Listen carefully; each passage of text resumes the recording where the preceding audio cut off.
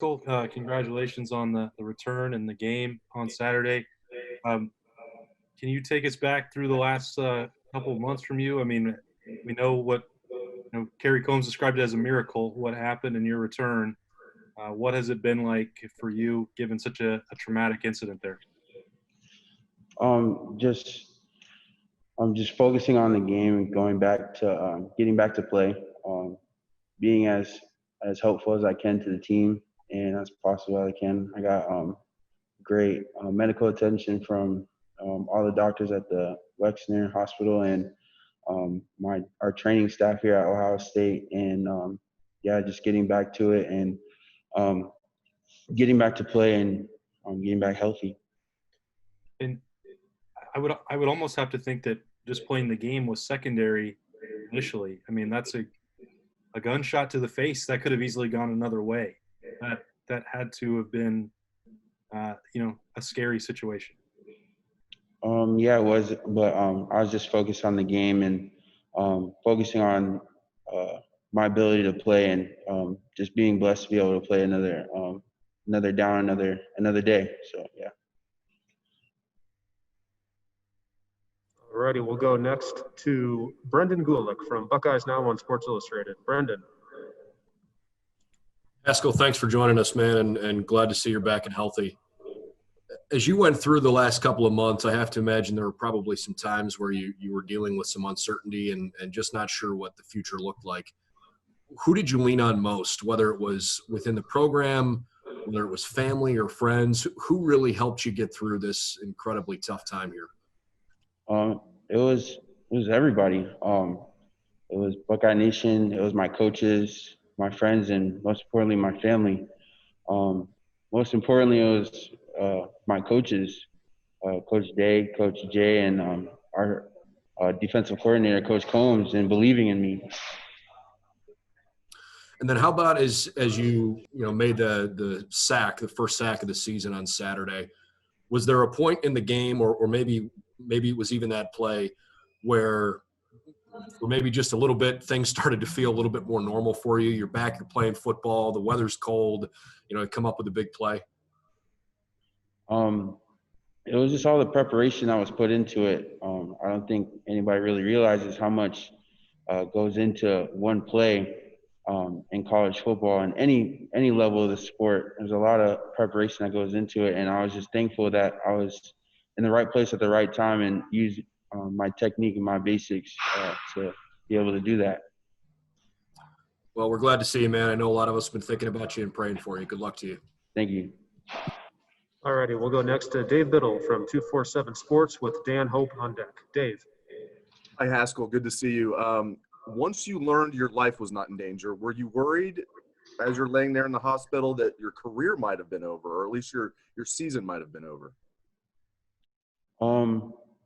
Not really. I was just focused on that moment at that time and just getting back football focused and just trying to get back to football. And I just knew that there was a greater purpose. So just being ready for any opportunity. And when I was cleared out, I was full go, and I was ready and prepared to hit the ground running.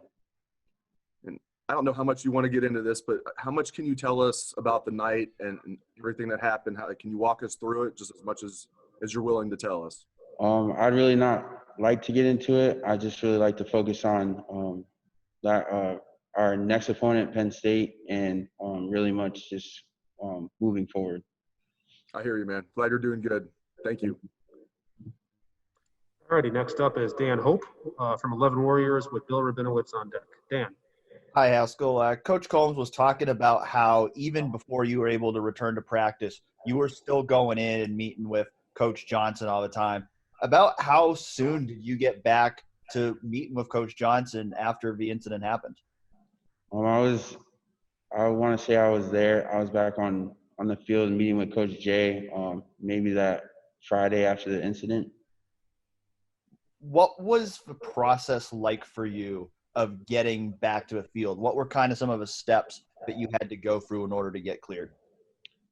Just had to underwent a series of surgeries on my mouth, and I had to get a bone graft in my mouth, and just having to be prepared, really. Like I said, after surgery, I had post-surgery. I couldn't do anything physically, but I could do stuff mentally and just sit there and talk with Coach Jay and go over game plans and just be prepared as possible.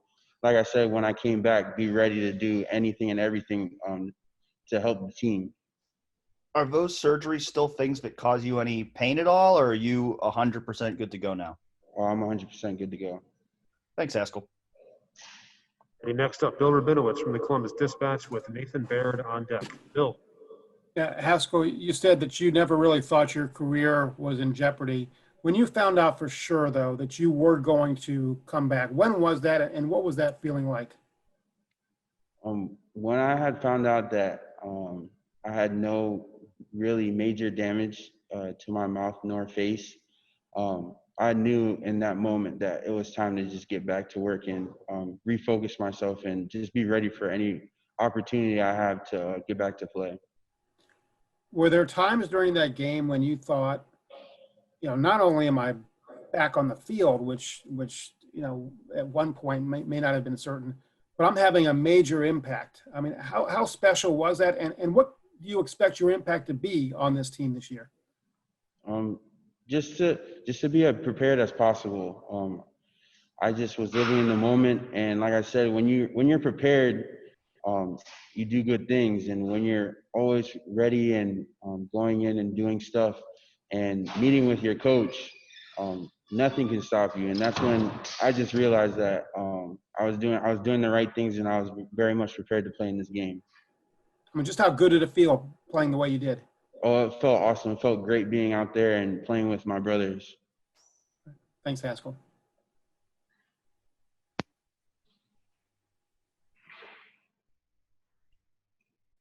All right, next up, we'll go to Nathan Barrett from Cleveland.com with Tim May on deck. Nathan. Haskell, you said you didn't sustain any, major mouth damage. I thought on the GoFundMe account thing that got sent out, they did kind of mention some other damage. And this might seem like a weird question, but I'm just curious, did it affect how much you could eat for a while? And if so, how did that affect your ability to maintain the weight that a defensive tackle needs, and also, I guess, just your stamina as you were coming back? Yes. So I'm missing a total of 5 teeth. I have to drink a lot of protein shakes. I have to.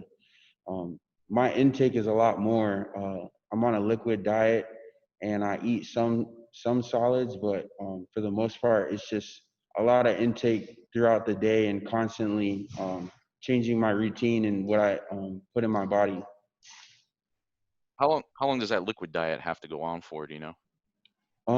I mean, until I get a replacement of teeth, then I'll be off of it. But I still eat some soft foods, but for the most part, I've been on a liquid diet for the most part. And do you regret what happened that night? Like, do you regret getting into that incident and having that happen? I really don't want to get into it about what happened that night. Don't really want to talk about it in terms of that. I will go next to Tony Gerdeman from Buckeye Scoop. Tony. Haskell, we all hear about the brotherhood, and I guess once you were told that you would be able to play again, how much did that drive you just to get back to help this team out and help your brothers out? It was just a lot. I was very happy the second I got cleared. Just the fact that I knew they wanted me to be out there, and I'm a leader in the unit, and that the guys are leaning on me so as much as I lean on them. So it was just really emotional, and it was really a very blessed opportunity to go out there and be with them. Did you have any doubt you'd play in this first game? I did have a little doubt in terms of getting medically cleared. Physically, I was well prepared for the game, but medically, I did have some doubt. It was just dependent on whether or not I was fully healed. Thank you. We'll go next to Tim May from Letterman Row. Tim. Thank you very much, Mike. Haskell, just past that, you guys in the defensive tackle, you're not, I don't know if you have your own room, but there have been question marks about, filling in the blanks there that Devon and Jay Sean left. And how do you think you guys did in the opener as the game went on? And what's just sort of the scuttlebutt between you guys about the shoes you're having to fill and how you're having to step up? Well, I mean, every year we've always had to step up, especially, I mean, I've been around a lot of great D tackles. I remember when Draymond left, he was a great D tackle, and Tracy Sprinkle left, he was a great D tackle. And then Devon had to step up, Jay Sean had to step up, I had to step up, Robert Landers, BB had to step up. So every time we lose one, it's the next one up, as Coach Jay says. And so they're big shoes to fill, but I believe we'll get it done this year. Yeah, and it was touched on earlier.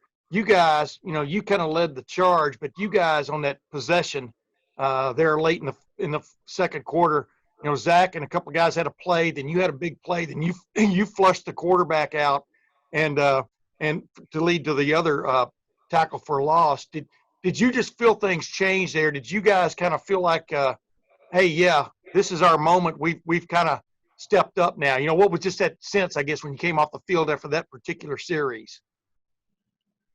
The sense was, we have the momentum, and we have the momentum to change the game and change the course of the game and control the game. And so we just had to capitalize on it. And once we got to the bench, we said, now's the time. So, yeah. Thanks, man. I got time for two more. We'll go to Joey Kaufman from the Columbus Dispatch with Patrick Murphy on deck. Joey. Haskell, obviously, the defensive line had a fewer starters to replace going into this season. Can you just speak to your determination about wanting to get a spot on the field? Because obviously it was a position of need as well for you guys. I mean, it's just it's not about really for me who starts. It's about just contributing and what you can bring to the table and how you can contribute to this defense. So we all love the Silver Bullets. So yeah. Thanks. All right, and we'll wrap it up with Patrick Murphy from 247 Sports. Patrick. Haskell, obviously, Nebraska was able to rush on you guys from a quarterback perspective. Penn State just announced Noah Cain's out. They used a couple mobile quarterbacks last week. What's the key in defending that aspect of an offense? Key to defending that type of offense to me is just, keeping the quarterback contained. It was our first game. No Big Ten team had those build-up games that you can, capitalize off of. And so we just went straight in. Everybody went straight into play and playing each other. And so there's a lot to clean up, but I believe that we'll get that contained in terms of getting the QB run contained. Thank you. Thanks for watching. Be sure to click on that subscribe button so you don't miss a single thing, and come visit us over at BuckeyeGrove.com for all the best Ohio State information on the web.